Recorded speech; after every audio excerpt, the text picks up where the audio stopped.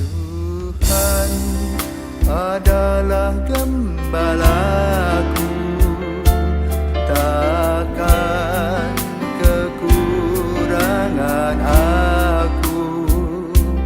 Dia membaringkan aku di padang berumput hijau. Saudara-saudari yang terkasih di dalam Kristus, selamat pagi. Salam jumpa lagi dalam Sabda Siap Saji, Senin 18 Desember 2023, hari biasa khusus Advent yang ketiga. Marilah kita berdoa dalam nama Bapa dan Putra dan Roh Kudus. Amin. Allah Bapa, sumber segala pembaharuan, Engkau telah membahari dunia dengan menumbuhkan benih kejujuran, ialah Yesus Kristus, sabda kebijaksanaan-Mu.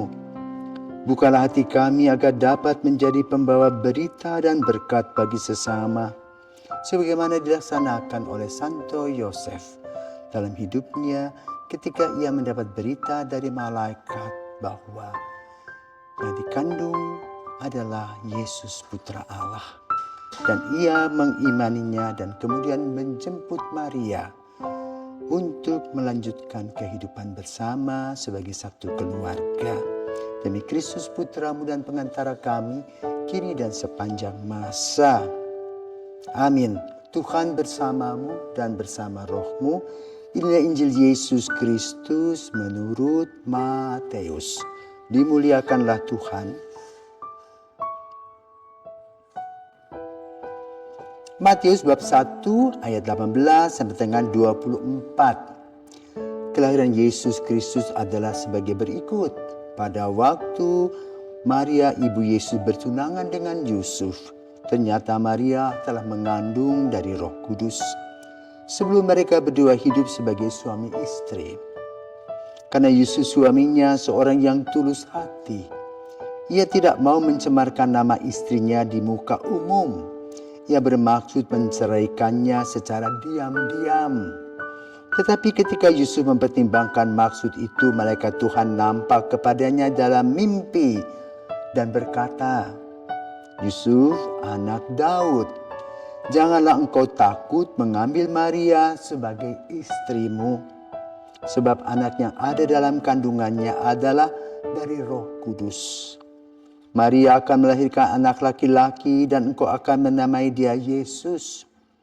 Karena dialah yang akan menyelamatkan umatnya dari dosa mereka."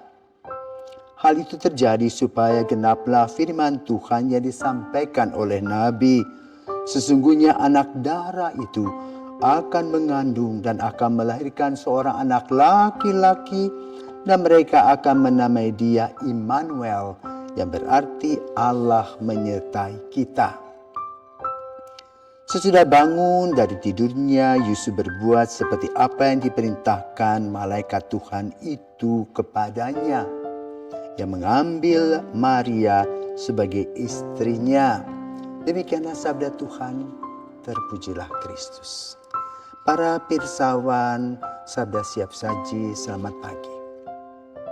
Hari ini kita memasuki hari keempat novena Natal, di mana tokoh Yusuf menjadi bahan pembicaraan dalam Injil. Kemarin pada hari Minggu Advent yang ketiga, tokoh Yohanes Pembaptis yang tampil, yang menyatakan berteriak-teriak, "Luruskanlah jalan Tuhan."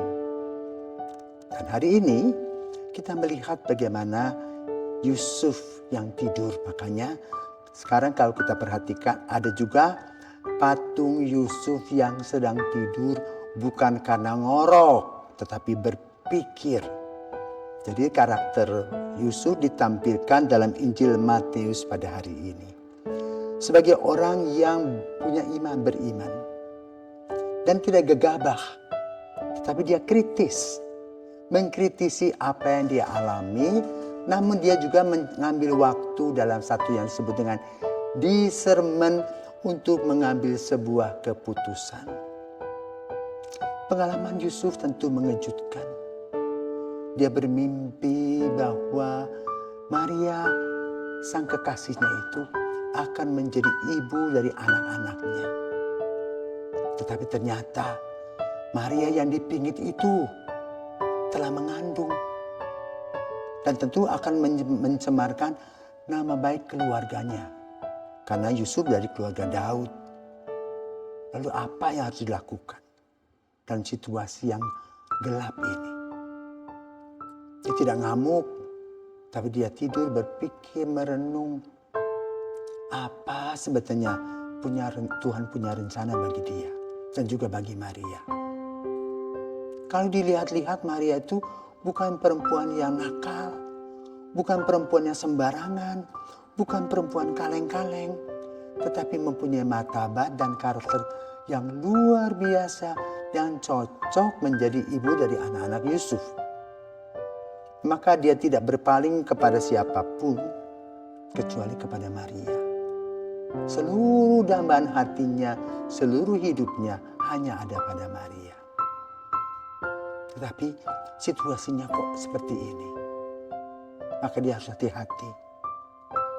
Maka dia terus berdoa, Tuhan punya rencana apa dalam kesulitan yang dia alami. Dan ternyata dia mendapat jawaban yang cukup jitu pada saat dia tidur. Dia mendapatkan informasi satu tentang Roh Kudus. Karena dia adalah kelompok Anawim yang percaya akan kehadiran Allah dalam terang roh itu. Yang kedua, Yusuf akan mengalami sebuah rahasia Tuhan, misteri. Kenapa? Dia tidak pernah mengadakan hubungan jasmani sebagai layaknya suami istri, tetapi Maria sudah mengandung. Dan menurut hukum Taurat, bila ada seorang wanita yang mengandung dan tidak mempunyai ayah, maka itu mencemarkan, namanya letah, mencemarkan lingkungan hidup mereka, dan mereka atau dia, wanita itu wajib dimusnahkan dengan cara apa? Dilempari batu sampai bonyok, sampai mati. Dia juga berpikir, tetapi Maria bukan sembarangan, orang sembarangan. Bingunglah dia.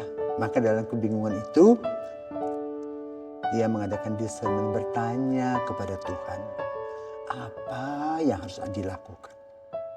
Ternyata jawaban tadi yang jitu itu disampaikan tadi, bahwa dia mendapatkan terang Roh Kudus, tentang Roh Kudus, tentang kejadian Maria yang tidak biasa, dan dia akan mempunyai anak, biarpun anak angkat ya, namanya Yesus Immanuel, yang artinya Allah beserta kita. Dengan mata iman, Yusuf melangkah. Maka pada hari ini kita diajak untuk belajar melangkah dalam iman. Seperti Abraham. Abraham pun juga ketika melangkah dalam imannya, ketika diminta oleh Allah putranya Ishak, dia juga bingung. Tetapi dalam perjalanannya itu dia percaya, pasrah, menyerahkan diri kepada Tuhan. Setelah berusaha dan buntu, maka kebuntuan itu dipersembahkan kepada Tuhan. Nah, belajar dari pengalaman Santo Yosef, kita pun kadang-kadang mengalami kebuntuan-kebuntuan dalam kehidupan kita. Maka kita serahkan kepada Tuhan dalam terang Roh Kudus seperti yang dialami oleh Yusuf.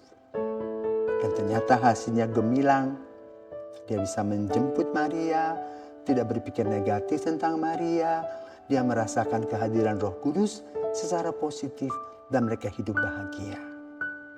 Semoga pengalaman Yusuf membawa kita kepada saat discernment, membawa kita kepada rasa takut akan Allah, membawa kita kepada penyerahan diri total, sehingga dengan demikian Tuhan bekerja setiap saat. Tuhan memikul beban kita sehingga beban kita menjadi ringan. Selamat pagi, Tuhan memberkati.